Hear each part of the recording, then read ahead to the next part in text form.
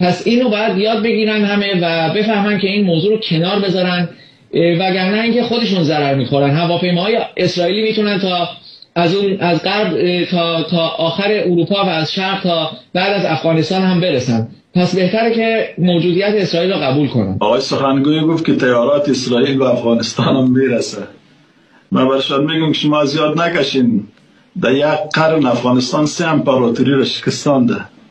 انگلستان بریتانیای بزرگ کبیری که آفتاب در قلمروش غروب نمیکرد. 1 اتحاد جماهیر شوروی که آفتاب در قلمروش غروب نمیکرد. 2 ناتویی که فعلا حامی شماست با 48 کشور در کشور با طیارات B-52 و موشک‌های کروز آمده بود. آقای سخنگوی شما این طعنه را نزنین که طیارات شما به افغانستان میرسه. خدا شما را بیاره به افغانستان باز گپ میزنیم. این موضوع را از یاد بکشیم که افغانستان لقمه خاردار است. هیچ کس را بلعیده نمیتونه.